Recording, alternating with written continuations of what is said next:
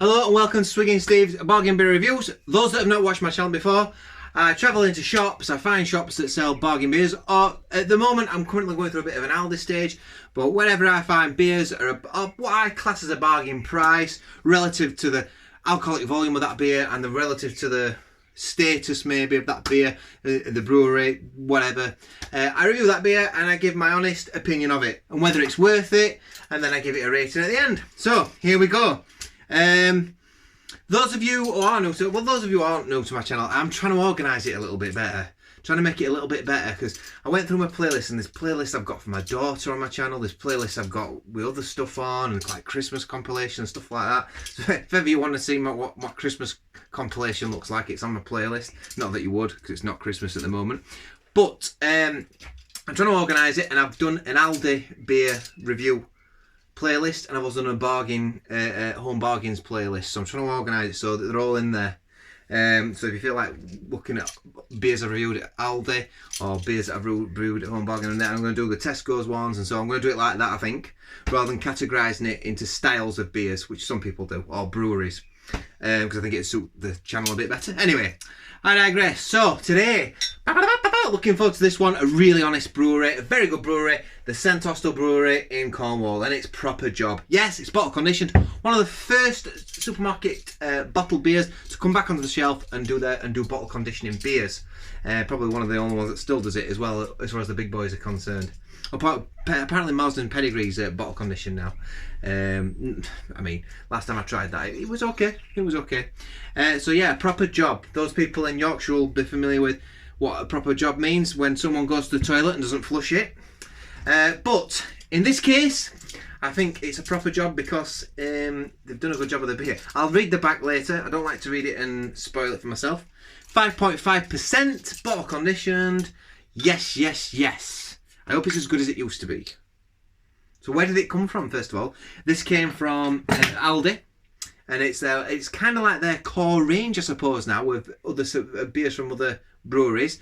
And this came in at £1.49, so competing with the supermarkets, because it's obviously £1.50 when you get 4 for £6. So yeah, it's £1.49. You don't have to go buy 4 either. You can just buy this on its own, and it's a tiny bit cheaper. So here we go. This is what it looks like in the glass. Pouring her in there. Okay, so we've got, it's a nice sort of golden colour, that lovely golden colour. So the head's dissipating relatively quick. Carbonation is what you would expect from a bottle conditioned beer. So I'm giving that a little bit of a swirl. Yeah, it's dissipating quite quick. It's almost non-existent now, but I don't care as long as the beer's nice. That's all I'm bothered about. So yeah, we're getting some nice fruity flavours on that straight away. What you're getting first is like a lemon or lime peel, so like the skin of a lemon or a lime, more limey than lemon for me. Then behind that, there's something else. There's something else behind that. Behind that, maybe is there a little bit of blood orange, a bit of grapefruit. It's not kicking me in the face with the smell. It's nice, it's pleasant, it's nice enough. It's inviting. It's got that country pub sort of smell to it, aroma. But let's see what it tastes like. Cheers.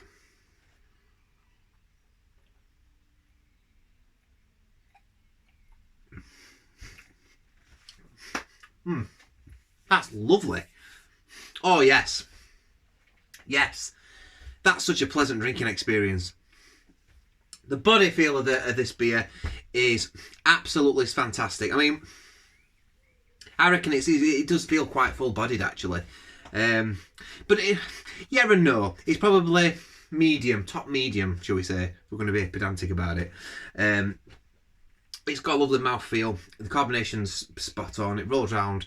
It passes the beer through your taste palates really well. You might be slightly off put that the head's gone straight away, but don't be, because don't let that fool you. It's got some quality to this beer because it's got some lovely lacing on the side of the glass, as you can see. If anything, it might be a little bit too cold. A little bit too cold. It's just come out of the fridge, so. And on my and it's coated my mouth with like a really pleasant, almost like thin caramel, which is tingling with the hops that have been brewed in this beer.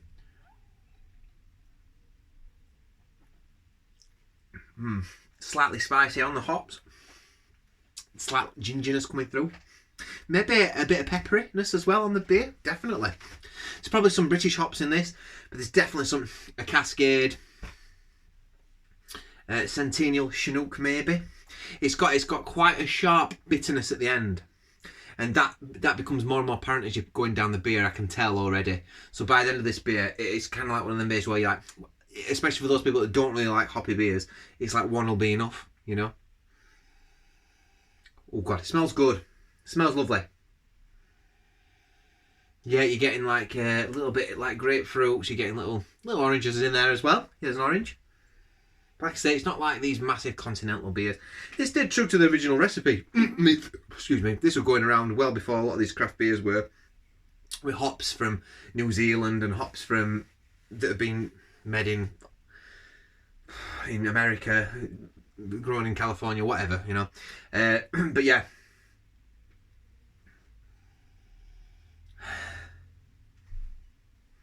I've always liked their beer, St Austell. I'm a fanboy of a lot of breweries, I suppose, because I love beer, and I love anybody that does a decent beer at the right price. I'm not going to complain.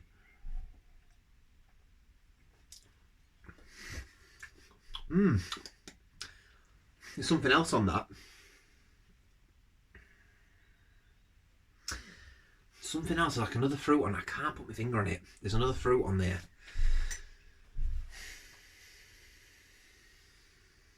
I've said apricot, I've said orange.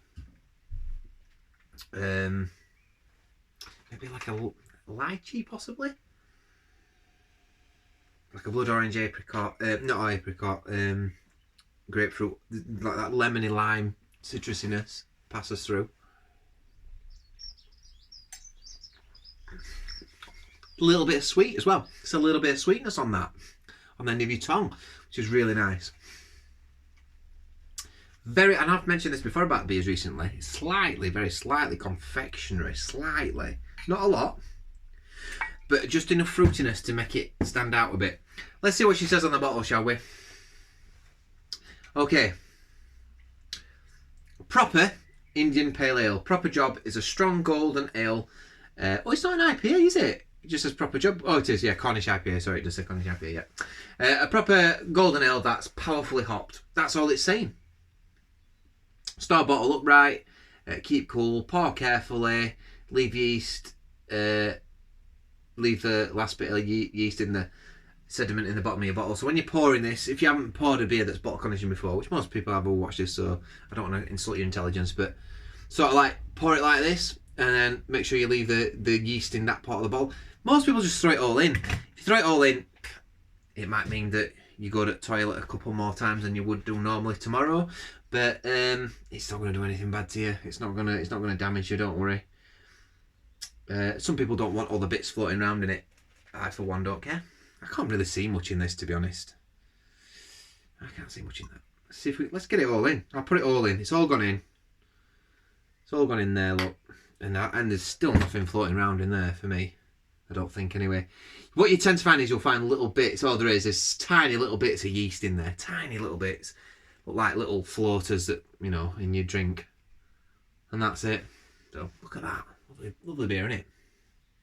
I'm sorry if I've insulted anyone's intelligence that already drinks beer and is completely knows what that's about. Because my channel is gauged at people that are just like drinking bargain beer, but I'm trying to open the intention behind my channel was to engage people that might want to step into beer as well. And buy a cheap beer, or people that buy cheap beers. People that buy cheap beers anyway, they may as well, have some real ales that's cheap and see if that changes you. So that's the idea. So anyway, oh God, I just talk crap, don't I? Let's go back to the beer. Look at that. Yeah, so that sharpness comes through. The lime comes through for me a lot more. That's probably coming through more than anything else. Like a liminess and a grapefruit citrusiness. Yeah. So, really nice beer. It's an excellent beer. An excellent beer for £1. Americans watching this, St Austell, get some of this. This is a really good ambassador of British, how good traditional British brewing can taste like, when it's almost like a halfway point between some of these really continental beers and your British traditional golden ale, you know. What score shall I give this one? Well, it's in the 8s. Is it an excellent beer? Is it above 8.5? Is it out? It's not. I don't know if it's outstanding. I hate grading. I might stop doing it. The grading. Put a comment below and tell me if you want me to stop grading them or just not bother. Because actually, I changed my mind anyway. It's a really good beer. I'm going to put a board up, I think, with all the scores I've done and refer to it. And I'm going to write it somewhere eventually. When I can be bothered, when I've got time. And I'm going to write down every beer under each sort of list. The 7s will have tons on it, you know. I'll need a bigger gap for all the beers under 7.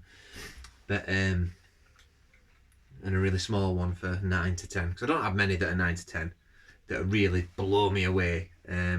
Although I have had them. And I have reviewed a few recently, I think. So what am I going to do?